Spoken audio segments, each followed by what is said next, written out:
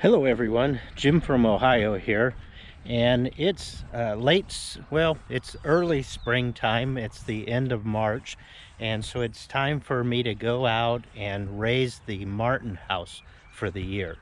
You can see it there in the distance.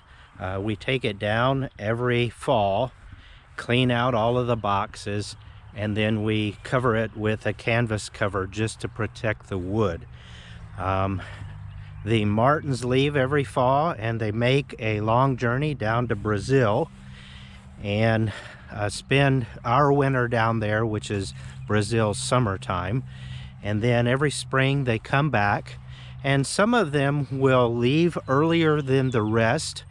Those are the scouts that will return to the same site every year, and they will raise several new clutches of babies, and then those babies will then return. So this time of year we usually start to see the scouts roll in, and actually last year when I was in the process of raising this house, we did have one of the scouts that landed on top.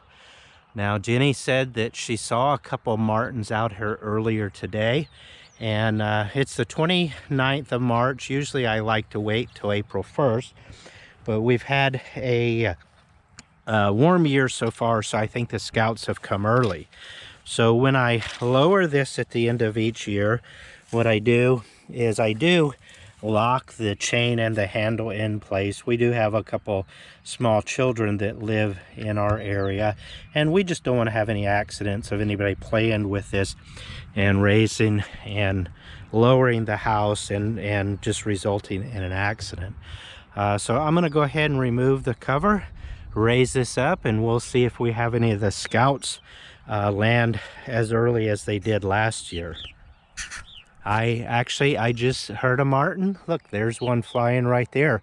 So it's almost like they come in and they expect us to welcome them back, and they have a dependency on people to provide housing for them. And it's almost like they know that we're here to take care of them and protect them. So we're going to go ahead and do what he's expecting me to do and raise this house. It's truly amazing to see this happen every year. Yeah, let's go ahead and get rolling with this.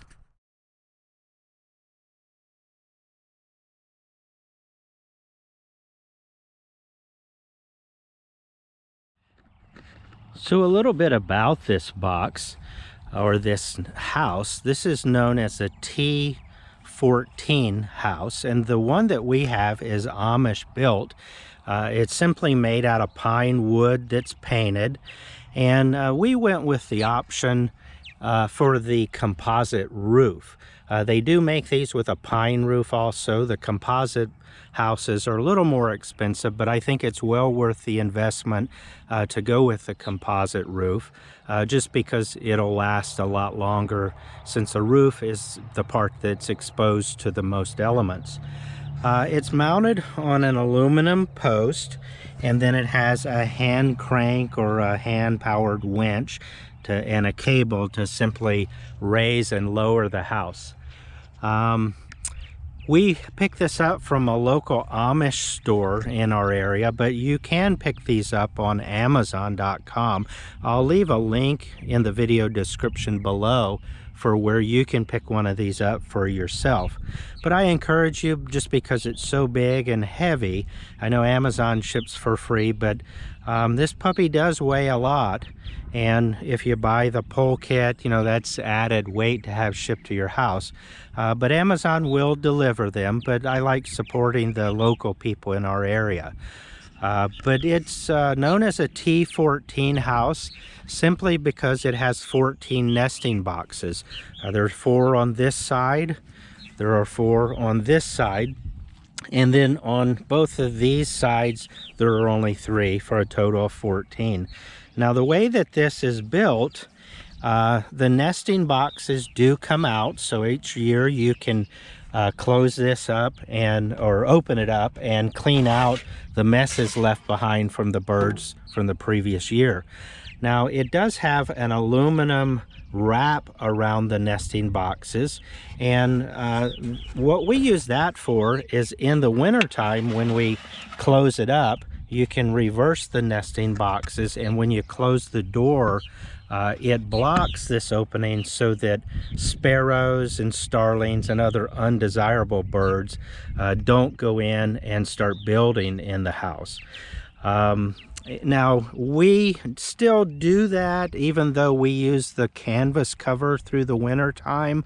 The canvas cover does just protects the house from the winter elements, but just in case something were to crawl underneath or somehow get underneath the canvas cover, it can't get into the boxes and make a mess or try to winter in there.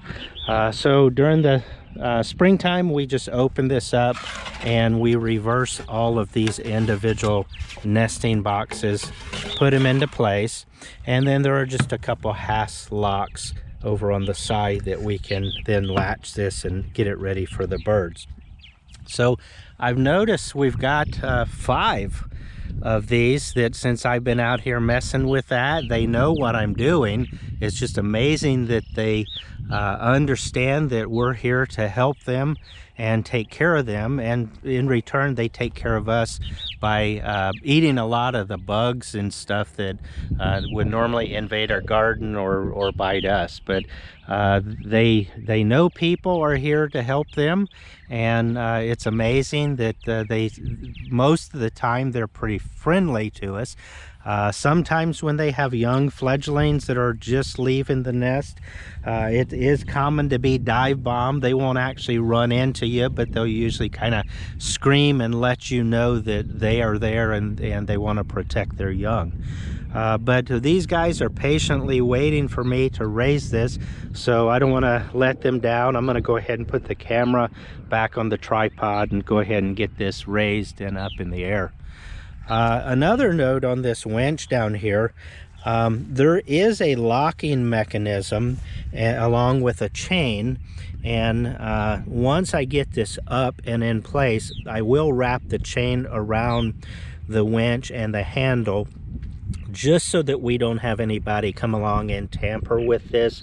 We do have some small children in our area, and this box is heavy, and when it's at the top of the post, if somebody were to do the wrong thing down here, the box could come down and hit somebody or come down with some force.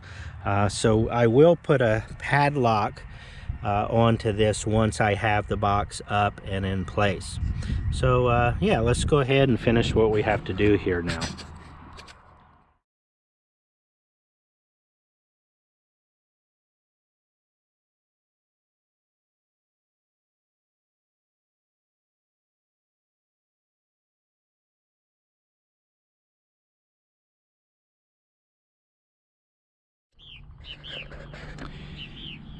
And there we go. It's good to go. I'm sure that they'll be landing on it anytime. We still have one of them over here, and like I said, I've seen 5 of them buzzing around so far, so it doesn't take them long to climb in and start doing their business. And pretty soon the rest of the flock will come in, and here we go. You see, there are our first visitors. They're going to go ahead and check out and get the first pick of the box. It really is amazing how quickly they find this and start moving in and starting their families. So yeah, some happy birds.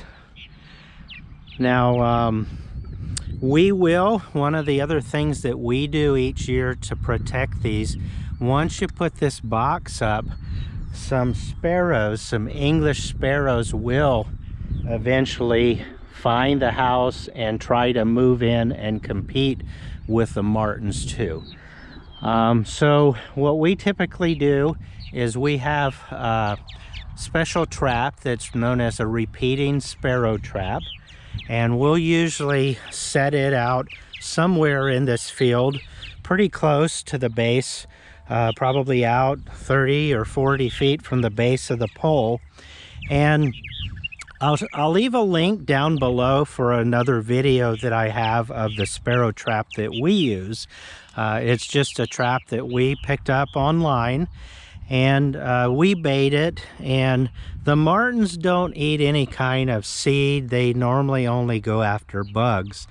But the sparrows they're scavenger birds. They'll go after the seeds. So what we typically will do is bait this repeating sparrow trap, and any sparrows that move into this, because they're scavengers, they'll go to the nearest food source that'll be our trap. And so we trap them, and then we'll dispatch them later on after we've caught them. The goal is usually to catch the male sparrow, and without the male, the female usually will not try to nest in the box. But we usually do that throughout the summer. And the reason we have to protect the martins from the sparrows, even though the martins are larger birds, the sparrows are more aggressive and they have a stronger beak, and they will actually go into the martin nest and poke holes in the martin eggs. They will also, while the mother is sitting on the nest and sitting on the eggs, the male sparrow will attack the female martin and actually kill her on the nest. So we do our best to protect these birds, and as a result, you know, they show appreciation by coming back every year. So that's a quick lesson on what we do and how we take care of our martins and keep them happy. So amazing that they come back, and immediately when you raise this house, it's like they're here and you hear them singing, and I think they're talking to me and showing me their appreciation for me taking care of them. Well, this is Jim with Jim Jenny, Ohio. Take care and enjoy the rest of your week. Bye-bye.